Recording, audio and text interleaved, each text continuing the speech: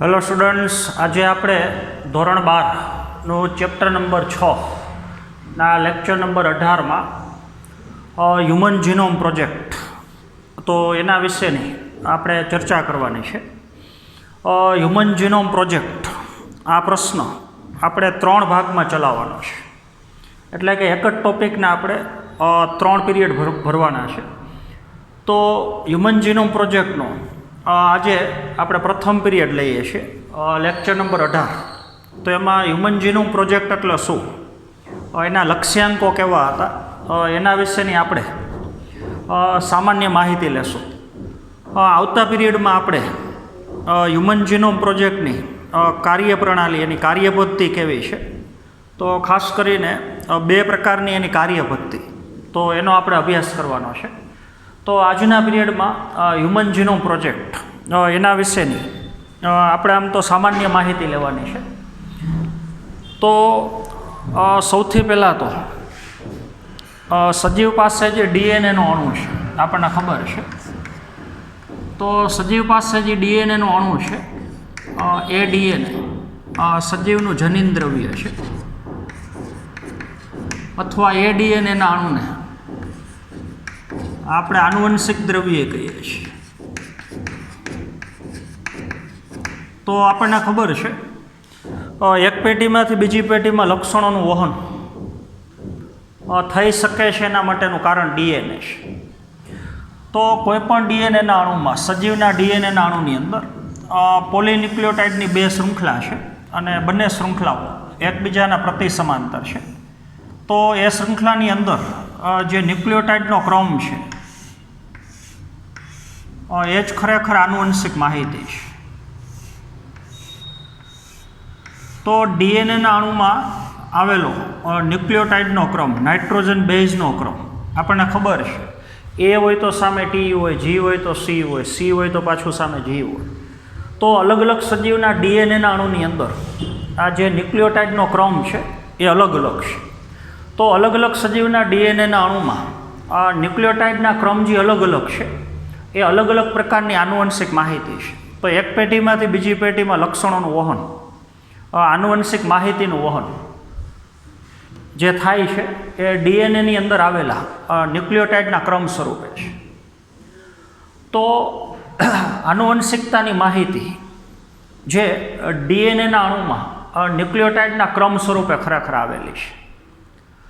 તો કોઈ પણ 2 સજીવ વચ્ચે આપણને જે ભિન્નતા જોવા મળે છે, આપણને ખબર છે પૃથ્વી ઉપરના કોઈ પણ 2 સજીવો એ બધાય લક્ષણમાં એક સરખા નથી. તો પૃથ્વી ઉપરના સજીવોમાં એકબીજાથી જે અલગતાપણું છે, જુદાપણું છે, એના માટેનું કારણ ડીએનએના અણુની અંદર જે ન્યુક્લિયોટાઇડનો ક્રમ છે, નાઇટ્રોજન બેઝની જે પેર છે એના જે ક્રમ છે એ ક્રમના લીધે અલગતાપણું છે. તો એટલું એક સજીવનું જનીન બંધારણ બીજા સજીવ કરતાં અલગ અલગ છે. તો પૃથ્વી ઉપરના સજીવોમાં અલગ અલગ પ્રકારના લક્ષણ જોવા મળે છે. એક જ જાતિના સજીવમાં અમુક લક્ષણમાં સામ્યતા છે, પણ અમુક લક્ષણો એકબીજા કરતાં અલગ છે. એનું કારણ ડીએનએના અણુની અંદર જે ન્યુક્લિયોટાઇડના ક્રમની અંદર તફાવત જોવા મળે છે. તો એના આધારે સજીવો એકબીજા કરતાં જુદા પડે છે.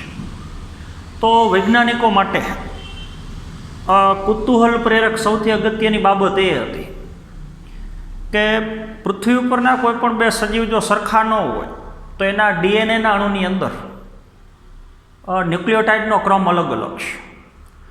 તો ડીએનએના અણુમાં કેટલા ન્યુક્લિયોટાઇડ છે અને એ બધા ન્યુક્લિયોટાઇડ એક પછી એક કયા ક્રમમાં ગોઠવાયેલા છે એ જાણવા માટે જ ખાસ કરીને 1990ની અંદર અમેરિકામાં એક પ્રોજેક્ટની શરૂઆત થઈ, જે પ્રોજેક્ટને આપણે હ્યુમન જીનોમ પ્રોજેક્ટ કહીએ છીએ.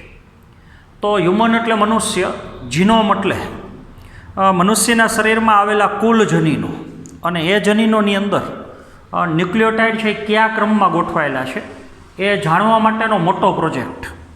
તો હ્યુમન જીનોમ પ્રોજેક્ટ એ એક પ્રકારનો મેગા પ્રોજેક્ટ છે.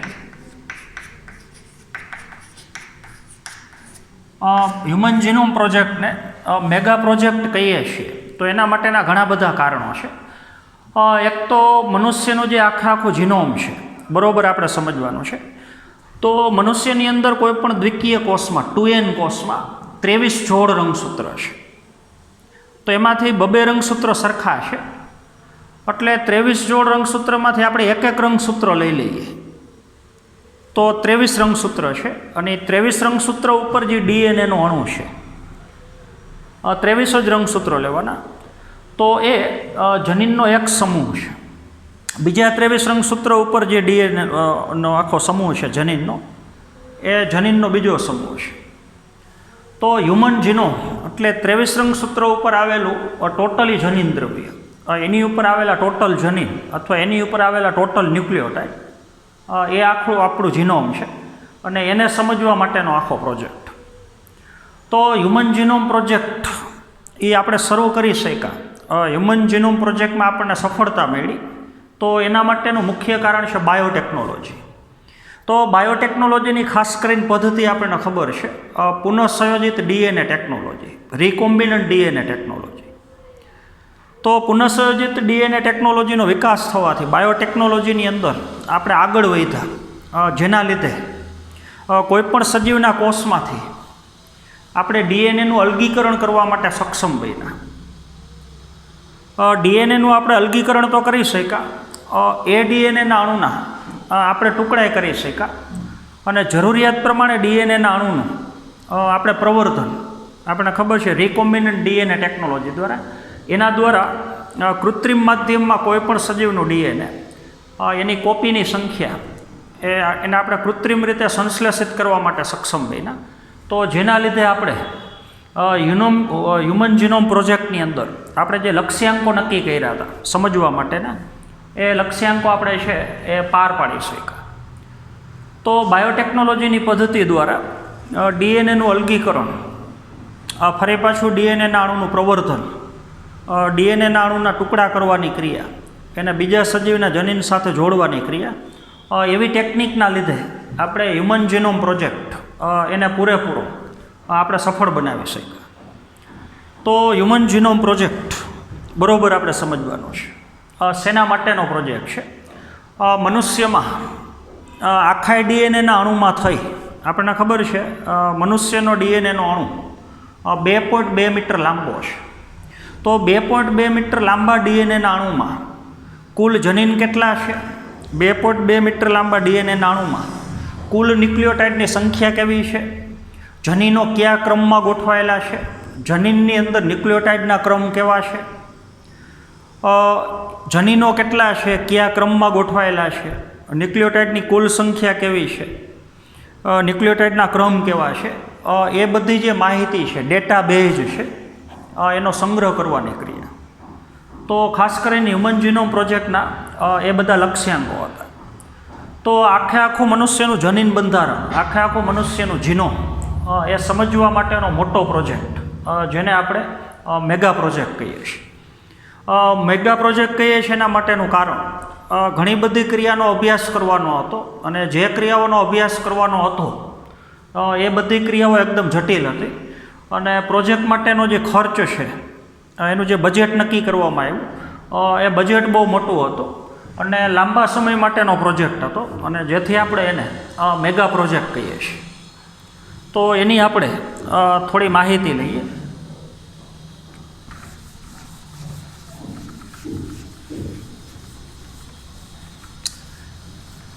તો હ્યુમન જીનોમ પ્રોજેક્ટના ટૂંકમાં તમે HPG કહી શકો.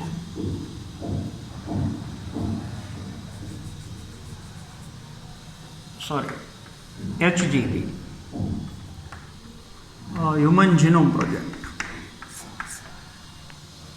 તો HGP માટેનો પહેલાં તો ખર્ચની આપણે વાત કરીએ તો આપણને ખબર છે કે મનુષ્યની અંદર જે ડીએનએનો અણુ છે, આપણું જનીન દ્રવ્ય છે, આપણે કીધું એ પ્રમાણે 23 રંગસૂત્ર જ લેવાના, બીજા 23 નહીં લેવાના. તો સમગ્ર ડીએનએનો અણુ આખું આપણું જે જીનોમ છે એની અંદર આપણને ખબર છે 3 × 10⁹ બેઝ પેર આટલી ન્યુક્લિયોટાઇડની સંખ્યા છે. બેઝ પેર એટલે આપણને ખબર છે ન્યુક્લિયોટાઇડની નાઇટ્રોજન બેઝની જોડી, તો એની સંખ્યા 3 ગુણ્યા 10⁹ બેઝ પેર છે. તો હવે એક બેઝ પેર માટેનો આ સિંગલ બેઝ પેર એનો જો આપણે અનુક્રમ જાણવો હોય તો એના માટેનો ખર્ચો $3 છે. આ ડોલરની સંજ્ઞા છે. તો એક બેઝ પેર માટેનો અનુક્રમ આપણે નક્કી કરવો હોય તો એના માટેનો ખર્ચો છે $3 આજુબાજુ. તો હવે મનુષ્યના આખા જીનોમમાં થઈ અને બેઝ પેરની સંખ્યા 3 ગુણ્યા 10⁹ બેઝ પેર છે. તો આખા પ્રોજેક્ટનો ખર્ચો $9 બિલિયન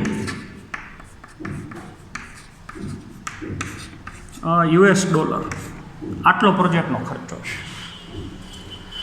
તો 3 ગુણ્યા 10⁹ બેઝ પેર હોય. એક બેઝ પેર છે એની અંદર ન્યુક્લિયોટાઇડનો ક્રમ જાણવા માટેનો ખર્ચો $3 છે. તો આખું જીનોમ સમજવું હોય, આખું જનીન દ્રવ્યમાં ન્યુક્લિયોટાઇડના ક્રમ કેવા છે, તો આટલા ન્યુક્લિયોટાઇડના ક્રમ આપણે નક્કી કરવા હોય તો આખા પ્રોજેક્ટનો ખર્ચો $9 બિલિયન છે. બીજું, કરોડોની સંખ્યામાં બેઝ પેરની જોડીઓ છે, નાઇટ્રોજન બેઝ પેરની જોડીઓ છે અથવા ન્યુક્લિયોટાઇડની જોડીઓ છે. તો ડીએનએના અણુમાં જે બેઝ પેરનો ક્રમ છે, ન્યુક્લિયોટાઇડનો ક્રમ છે, એને જો આપણે બુકની અંદર લખીએ એ ક્રમને તો 1000 શબ્દ બરોબર સમજ એક પેજમાં હોય. એક પેજમાં 1000 શબ્દ આપણે ટાઈપ કરીએ, લખીએ તો બેઝ પેરની સંખ્યા એ 3 ગુણ્યા 10⁹ જેટલી છે. તો અનુમાન છે કે 1000 શબ્દ એક પેજમાં લખીએ એવી હવે 1000 પેજની એક બુક અથવા એક પુસ્તક, તો આવી 3300 બુક થાય અથવા 3300 ચોપડીઓ થાય. તો ચોપડીની સંખ્યા 3300. તો આટલો ડેટા એ આપણે કલેક્ટ કરવો પડે. જો આપણે બુકની અંદર એ ડેટાને લખીએ તો 3300 બુક, એમાં એક બુકની અંદર 1000 પેજ અને એક પેજની અંદર 1000 શબ્દ, એટલે 1000 શબ્દ એક પેજમાં હોય અને એક બુકમાં 1000 પેજ હોય, તો એવી 3300 બુક થાય. તો હવે ગમે ત્યારે આપણે ભવિષ્યમાં એ ડેટાની જરૂર પડે તો જટિલતા બહુ વધી જાય. તો પહેલાં તો 3300માંથી કઈ બુક, એ બુકનું કયા નંબરનું પેજ અને એ પેજની અંદર 1000 શબ્દ છે તો એમાં પાછો કયો શબ્દ, તો એ જટિલતા વધી જાય. તો આવું શક્ય નથી, પણ હાથથી લખીને અથવા બુકની અંદર જો આપણે એ ડેટાબેઝને સંગ્રહ કરવા માટેનો પ્રયત્ન કરીએ તો આવી 3300 બુક થાય. તો એક એવા ઝડપી અને ચોક્કસ સાધનની જરૂર હતી, સંસાધન, એટલે આપણે વાત કરીએ છીએ કોમ્પ્યુટરની. તો આપણે હ્યુમન જીનોમ પ્રોજેક્ટની અંદર જે ન્યુક્લિયોટાઇડના ક્રમ નક્કી કર્યા આટલા, તો એનો સંગ્રહ કરવા માટે આપણે આધુનિક સાધન કોમ્પ્યુટર જેવું જે સંસાધન છે એનો આપણે ઉપયોગ કરીએ છીએ. તો જેથી કરી અને એ ડેટાબેઝ જે છે, આ ન્યુક્લિયોટાઇડના ક્રમ સ્વરૂપેની જે માહિતી છે, કયા રંગસૂત્ર ઉપર કયું જનીન છે, એ જનીનની અંદર કેવા ન્યુક્લિયોટાઇડના ક્રમ છે, કુલ ન્યુક્લિયોટાઇડ કેટલા છે, એ બધો ડેટાબેઝ કોમ્પ્યુટર જેવા આધુનિક સાધનની અંદર એનો આપણે સંગ્રહ કરીએ છીએ. તો એનો સારી રીતે સંગ્રહ કરી શકી ફરી પાછો આપણે જ્યારે ભવિષ્યમાં ઉપયોગ કરવાનો હોય તો એ માહિતીનો કોમ્પ્યુટરમાંથી જ આપણે ઝડપથી સીધો ઉપયોગ કરી શકીએ. તો એટલા માટે કોમ્પ્યુટર જેવા આપણે આધુનિક સાધનનો ઉપયોગ કરીએ છીએ. બીજું, હ્યુમન જીનોમ પ્રોજેક્ટની સામાન્ય થોડી માહિતી લઈએ તો આપણને ખબર છે સૌથી પહેલાં તો HGP હ્યુમન જીનોમ પ્રોજેક્ટ એની શરૂઆત 1990માં થઈ.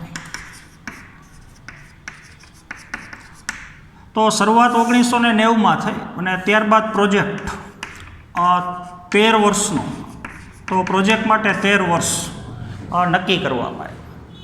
તો 2003ની અંદર આ પ્રોજેક્ટ પૂરો થયો. આમ પ્રોજેક્ટ 2006માં પૂરો થયો. થોડું ઘણું કાર્ય બાકી હતું. તો 13 વર્ષ સુધી પ્રોજેક્ટ ચાલ્યો. તો 1990ની અંદર બે સંસ્થાઓ US department of energy and national health institute. તો નેશનલ હેલ્થ ઇન્સ્ટિટ્યૂટ અને બીજી સંસ્થા યુએસ ડિપાર્ટમેન્ટ ઓફ એનર્જી, આ બંને સંસ્થાઓએ ભેગા મળી અને 1990માં આ પ્રોજેક્ટની શરૂઆત કરી. ત્યારબાદ એક સંસ્થાએ એમાં મોટા પ્રમાણમાં એમાં દાન આપ્યું. તો એ સંસ્થાએ તો દાન આપ્યું જ, પછી ધીમે ધીમે અલગ અલગ પ્રકારના રાષ્ટ્ર, ફ્રાન્સ છે, જર્મની છે, ચીન છે, તો એવા રાષ્ટ્ર પણ એ પ્રોજેક્ટની અંદર જોડાણા અને રૂપિયાની દ્રષ્ટિએ, અર્થવ્યવસ્થાની દ્રષ્ટિએ એ બધા દેશોએ ભેગો ફાળો આપ્યો. તો ઘણા બધા દેશો, ઘણા બધા વૈજ્ઞાનિકો, ઘણા બધા ટેકનિશિયનો એનો ભેગો મળીને આખો સહિયારો પ્રોજેક્ટ, જેને આપણે હ્યુમન જીનોમ પ્રોજેક્ટ કહીએ છીએ. તો એ હ્યુમન જીનોમ પ્રોજેક્ટ 13 વર્ષ સુધી ચાલ્યો અને 13 વર્ષ સુધી હ્યુમન જીનોમ પ્રોજેક્ટની અંદર મનુષ્યના જીનોમ ઉપર કાર્ય કરવાથી આપણે જાણી શક્યા કે મનુષ્યમાં અંદાજિત જનીનોની સંખ્યા કેટલી છે, કયું જનીન કયા ક્રમના રંગસૂત્રો ઉપર આવેલું છે, અલગ અલગ જનીનની અંદર ન્યુક્લિયોટાઇડની સંખ્યા કેટલી છે, એ જનીનમાં ન્યુક્લિયોટાઇડના ક્રમ કેવા છે, કુલ ન્યુક્લિયોટાઇડની સંખ્યા કેવી છે, એનો ક્રમ કેવો છે. તો આ બધી માહિતીઓ આપણે હ્યુમન જીનોમ પ્રોજેક્ટ ઉપરથી આપણે નક્કી કરી શક્યા. બસ, તો મનુષ્યના સંપૂર્ણ જનીન બંધારણને સમજવા માટેનો પ્રોજેક્ટ, અને જે પ્રોજેક્ટને આપણે હ્યુમન જીનોમ પ્રોજેક્ટ કહીએ છીએ. તો હવે હ્યુમન જીનોમ પ્રોજેક્ટના અમુક લક્ષ્યાંકો હતા. તો આપણે આમાંનામાં બીજો પ્રશ્ન, HGPના લક્ષ્યાંકો. તો અમુક પ્રકારના લક્ષ્ય પ્રોજેક્ટ જ્યારે શરૂ થયો ત્યારે નક્કી કરવામાં આવ્યા કે આટલી માહિતી પ્રોજેક્ટ દ્વારા સચોટ રીતે મેળવવાની છે, જેથી કરીને આપણે ભવિષ્યમાં જ્યાં પણ આપણે એનો જરૂર પડે ત્યાં આપણે એનો ઉપયોગ કરી શકીએ. તો સૌથી પહેલું લક્ષ્ય હતું કે મનુષ્યની અંદર આવેલા કુલ 20,000થી 25,000 જે અંદાજિત જનીનો છે એને પહેલાં તો ઓળખવા. તો આપણને ખબર છે મનુષ્યની અંદર ડીએનએના અણુની લંબાઈ, કુલ જીનોમ એ 2.2 મીટર લાંબુ છે. તો એ ડીએનએના અણુમાં કેટલા જનીન છે ને એ જનીનને ઓળખવા, ચોક્કસ જનીન કયા લક્ષણ માટે જવાબદાર છે એનું ચોક્કસ કાર્ય કયું છે. તો હ્યુમન જીનોમની અંદર આવેલા 20,000થી 25,000 જનીનને ઓળખવા એ પ્રથમ ક્રમનું લક્ષ્યાંક હતું. બીજું લક્ષ્યાંક એ હતું કે મનુષ્યના આખા જીનોમમાં થઈ અને 3 બિલિયન જેટલી બેઝ પેરની જે સંખ્યા છે, ન્યુક્લિયોટાઇડની સંખ્યા છે, એને ઓળખવા અને એના અનુક્રમ છે નક્કી કરવા. આ બીજું લક્ષ્યાંક હતું. પ્રથમ લક્ષ્યાંક હતો મનુષ્યના શરીરમાં આવેલા અંદાજિત, એક કોષની અંદર આવેલા અંદાજિત 20,000થી 25,000 જનીનને ઓળખવા. બીજું લક્ષ્યાંક હતું કે બધા જનીનમાં થઈ, આખા જીનોમમાં થઈ અને 3 બિલિયન બેઝ પેર જે ન્યુક્લિયોટાઇડની સંખ્યા છે એ ન્યુક્લિયોટાઇડના ક્રમ નક્કી કરવા. આ બીજું લક્ષ્યાંક હતું. ત્રીજા ક્રમનું લક્ષ્યાંક હતું કુલ કેટલા જનીનો છે, બધામાં જનીનોમાં થઈ અને કુલ ન્યુક્લિયોટાઇડ કેટલા છે ને એ ન્યુક્લિયોટાઇડના ક્રમ કેવા છે, જેને આપણે બેઝ પેરના જે ન્યુક્લિયોટાઇડના ક્રમ છે એને આપણે ડેટાબેઝ કહીએ છીએ. તો એ ડેટાબેઝની માહિતી કોમ્પ્યુટર જેવા આધુનિક સાધનની અંદર એનો સંગ્રહ કરવો. આ ત્રીજું લક્ષ્યાંક હતું. ચોથું લક્ષ્યાંક ડેટાબેઝની જે માહિતી છે એનો સંગ્રહ કરવા માટેનું જે ઉપકરણ છે, સાધનો, કોમ્પ્યુટરને બધું, એમાં ટેકનોલોજીનો ઉપયોગ કરીને સાધનોની અંદર સુધારો કરવો, એ સાધનોને બને એટલા આધુનિક બનાવવા, જેથી કરી એ માહિતીનો આપણે યોગ્ય રીતે સંગ્રહ કરી શકીએ અને ભવિષ્યમાં જ્યારે આપણે જરૂર પડે ત્યારે એ માહિતીનો ફરી પાછો પુનઃ આપણે ઉપયોગ કરી શકીએ. તો ડેટાબેઝની માહિતી છે એનો યોગ્ય સંગ્રહ કરવો, ડેટાબેઝની માહિતીનો સંગ્રહ કરવા માટેના ઉપકરણો છે એમાં સમયે સમયે સુધારા કરવા, એને આધુનિક બનાવવા. બીજું, ડેટાબેઝની માહિતી ઉપકરણની અંદર કોમ્પ્યુટર જેવા સાધનમાં જે આપણે સંગ્રહ કરેલો છે એનું પ્રાઇવેટ સેક્ટરની અંદર રૂપાંતરણ કરવું. ગવર્મેન્ટ તો એનો ઉપયોગ કરતી જ હોય, પણ પ્રાઇવેટ સેક્ટર જે છે, ફાર્માસ્યુટિકલ કંપની છે, મેડિકલ સાયન્સની અંદર ક્યાંય સંશોધનો થતા હોય તો ત્યાં જ્યારે જરૂર પડે ત્યારે એ ડેટાબેઝની માહિતી એ પ્રાઇવેટ સેક્ટરને આપવી, એની અંદર એ માહિતીનો આપણે ઉપયોગ કરવો, જેથી મનુષ્યના લાભ માટે વધુમાં વધુ સંશોધનો છે એને આપણે પ્રોત્સાહિત કરી શકીએ. તો આ બધા હ્યુમન જીનોમ પ્રોજેક્ટના બધાય લાભો છે. હ્યુમન જીનોમ પ્રોજેક્ટના જે લક્ષ્યાંકો નક્કી કરવામાં આવ્યા તો એ લક્ષ્યાંક ઉપર વધારે કાર્ય કરવામાં આવ્યું. તો હ્યુમન જીનોમ પ્રોજેક્ટના જે લક્ષ્યાંકો છે એ લક્ષ્યાંકોની આપણે માહિતી મેળવી. બીજું, હવે હ્યુમન જીનોમ પ્રોજેક્ટ આપણને કઈ રીતથી લાભદાયી છે, હ્યુમન જીનોમ પ્રોજેક્ટનો અંદર જે માહિતી આપણને મળે છે એ માહિતીનો આપણે કયા કયા સેક્ટરની અંદર ઉપયોગ કરી શકીએ. તો HGPના લક્ષ્યાંકો પછી HGPના આપણે ઉપયોગો અથવા એના મહત્ત્વની થોડી આપણે ચર્ચા કરીએ. તો HGP દ્વારા હ્યુમન જીનોમની અંદર જે આપણને ન્યુક્લિયોટાઇડની માહિતી આપણને મળી છે કે એમાં ન્યુક્લિયોટાઇડના ક્રમ આ પ્રકારના છે, તો એના ઉપરથી આપણે આનુવંશિક રીતે થતા જે રોગો છે એ રોગોને આપણે સમજી શકીએ. જો આપણને ખબર હોય કે મનુષ્યમાં 2.2 મીટર લાંબા DNAના અણુમાં આટલા જનીન છે, એમાં ટોટલ ન્યુક્લિયોટાઇડ આટલા છે, આ નંબરના જનીનમાં ન્યુક્લિયોટાઇડના ક્રમ આ પ્રમાણે છે, તો DNAના અણુમાં ક્યાંય પણ જો ન્યુક્લિયોટાઇડના ક્રમમાં કાંઈ ફેરફાર થયો હોય અને એના લીધે જો રોગ થવાનો હોય તો એની આપણે આનુવંશિક રીતે થતા જે જનીનિક રોગો છે એ રોગોનું આપણે ઓળખી શકીએ, એ રોગોની સારવાર કરી શકીએ અને ઘણી વખત DNAની સારવાર દ્વારા એ રોગને થતાં આપણે અટકાવી પણ શકીએ. તો જે જનીનિક રોગો છે એને ઓળખવા હોય, એની સારવાર કરવી હોય, જનીનિક રોગોને થતાં અટકાવવા હોય તો એ જનીનિક રોગ થવા માટેના જે કારણો છે, ન્યુક્લિયોટાઇડના ક્રમમાં જે ફેરફાર થતા હોય, ખાસ કરીને આપણે વિકૃતિની વાત કરીએ છીએ, તો એ બધા રોગોને આપણે ખાસ કરીને સમજી શકીએ. તો પહેલું મહત્ત્વ આ છે. બીજું મહત્ત્વ, મનુષ્યનું જે કુલ આખું જીનોમ છે એ ખાસ કરીને એ આપણે સમજી શકીએ. તો પર્યાવરણ વિદ્યાની દૃષ્ટિએ મનુષ્ય ક્યાં સ્થાન ધરાવે છે, મનુષ્યમાં કેવા જનીનો છે, પર્યાવરણ વિદ્યાની દૃષ્ટિએ મનુષ્યના જનીનમાં કેવી ખાસિયતો છે, તો એ આપણે ખાસ સમજી શકીએ. ત્યાર પછીનો ત્રીજું મહત્ત્વ, હ્યુમન જીનોમ પ્રોજેક્ટની અંદર આપણને સફળતા મળ્યા પછી મનુષ્યના જનીન બંધારણને આપણે સમજી શક્યા એટલે અમુક અમાનવીય મોડલ, અમાનવીય મોડલ એટલે માનવેતર મોડલ, એટલે મનુષ્ય નહીં પણ મનુષ્યને જેમાંથી લાભ લેવાનો છે એ પ્રકારના સજીવ. તો અમાનવીય માનવેતર મોડલ, દાખલા તરીકે ઇકોલાઈ બેક્ટેરિયા છે તો એ આપણા માટે અમાનવીય, મનુષ્ય સિવાયનું માનવેતર મોડલ છે. તો એવા સજીવો કે જેના જનીન બંધારણને આપણે સમજવા માટેનો પ્રયત્ન કર્યો. તો જે અમાનવીય સજીવો છે, માનવેતર સજીવો છે, મનુષ્યને જેમાંથી અલગ અલગ ક્ષેત્રમાં લાભ લેવાનો છે, એવા સજીવના DNAના અનુક્રમને પણ જાણવા માટેના આપણે પ્રોજેક્ટ શરૂ કર્યા HPGની જેમ.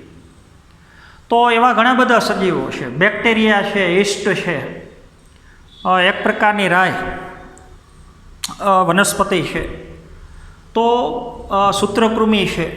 તો એવા બધા સજીવોના DNAના અનુક્રમ એ આપણે જાણ્યા અને પછી આપણે જોયું કે કયા સજીવોની અંદર મનુષ્ય સિવાયના, મનુષ્ય માટે જે લાભદાયી સજીવો છે, બેક્ટેરિયા અને યીસ્ટ ને એ બધા, તો એમાં કુલ જનીન કેટલા છે, ન્યુક્લિયોટાઇડની કુલ સંખ્યા કેવી છે, પર્યાવરણ વિદ્યાની દૃષ્ટિએ એ જનીન દ્વારા ઉત્પન્ન થતી નિપજ એનો આપણે ક્યાં ઉપયોગ કરી શકીએ. તો જે માનવેતર મોડેલ છે, અમાનવીય મોડેલ છે, એના DNAના અનુક્રમ જાણવાથી પરિસ્થિતિ વિદ્યાની દૃષ્ટિએ મનુષ્ય એનો અલગ અલગ ક્ષેત્રની અંદર એનો ઉપયોગ કર્યો. કૃષિની અંદર ખેતીવાડીમાં આપણે એનો ઉપયોગ કરી શકીએ, સંરક્ષણ માટેની પ્રણાલી એના માટે આપણે ઉપયોગ કરી શકીએ. મેડિકલ સાયન્સમાં એનો આપણે ઉપયોગ કરી શકીએ. પર્યાવરણ સુધારણાની અંદર પ્રદૂષકોને દૂર કરવા માટે એ સૂક્ષ્મજીવોનો આપણે અત્યારે ઉપયોગ કરીએ છીએ. તો અમાનવેતર મનુષ્ય સાથે સંબંધિત અન્ય સજીવનો આપણે ઉપયોગ કરીએ છીએ એના માટેનું કારણ એના જનીન બંધારણનો આપણે અભ્યાસ કર્યો, એના ડીએનએના અનુક્રમ એ આપણે જોયા. મનુષ્યના અમુક જનીનોને આપણે આ સજીવોના જનીન સાથે જોડી અને રિકોમ્બિનન્ટ ડીએનએ ટેકનોલોજી આપણા જનીનનું એ સજીવના કોષની અંદર આપણે પ્રવર્ધને કરી શકીએ છીએ, એમાંથી યોગ્ય નિપજ મેળવી શકીએ છીએ. દાખલા તરીકે ઇન્સ્યુલિન જેવું પ્રોટીન તમને ખબર છે. તો આવા બધા લાભ આપણે એચપીજી દ્વારા લીધેલા છે. બીજું એક તમારે શબ્દ આપેલો છે બાયો ઇન્ફોર્મેટિક્સ. તો એનો ખાસ અર્થ આપણે લેવાનો છે. મનુષ્યનું જે ડીએનએ છે એ ડીએનએમાં કુલ ન્યુક્લિયોટાઇડ કેટલા છે ને એ ન્યુક્લિયોટાઇડ કયા ક્રમમાં છે એને આપણે ડેટાબેઝ કહીએ છીએ. અને એ ડેટાબેઝનો આપણે કોમ્પ્યુટરની અંદર આધુનિક ઉપકરણની અંદર ભવિષ્યના ઉપયોગ માટે એનો જે સંગ્રહ કરીએ છીએ, તો એ સંગ્રહ કરેલી વસ્તુનો જ્યારે જ્યારે જરૂર પડે ત્યારે આપણે એનો ઉપયોગ કરીએ છીએ એની ઇન્ફોર્મેશન. તો એને આપણે બાયો ઇન્ફોર્મેટિક્સ કહીએ છીએ. તો એના માટેની અમેરિકામાં એક સંસ્થા છે national centre for biotechnological information. તો એ સંસ્થાની અંદર જે કોમ્પ્યુટર જેવા સાધનો છે એ આધુનિક ઉપકરણોની અંદર એ ડેટાબેઝની આપણે એમાં સાચવણી કરીએ છીએ.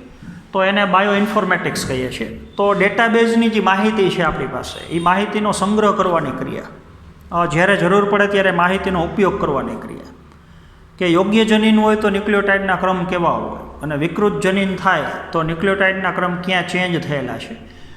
જો જનીનની અંદર ન્યુક્લિયોટાઇડના ક્રમ ચેન્જ થાય તો કયા પ્રકારના રોગો થવા માટેની શક્યતાઓ છે. તો એ બધી ઇન્ફોર્મેશન જે આપણે કલેક્ટ કરીને સંગ્રહ કરીએ છીએ એને આપણે બાયો ઇન્ફોર્મેટિક્સ કહીએ છીએ. તો આજના પીરિયડમાં આપણે હ્યુમન જીનોમ પ્રોજેક્ટ એની સામાન્ય માહિતી લીધી અને બીજું એના લક્ષ્યાંકો કયા હતા, કયા મુદ્દા ઉપર પ્રોગ્રામ શરૂ થયો ત્યારે ખાસ કરીને ધ્યાન કેન્દ્રિત કરવામાં આવ્યું. તો એ બધી માહિતી આજના પીરિયડમાં આપણે પૂરી કરી. હવે હ્યુમન જીનોમ પ્રોજેક્ટ એના માટેની જે પદ્ધતિઓ છે એની જે 2 પ્રકારની કાર્ય પ્રણાલી છે જેનો અભ્યાસ આપણે આવતા પીરિયડમાં કરવાનો છે. તો આજના પીરિયડમાં આપણે અહીંયા સુધી રાખશું.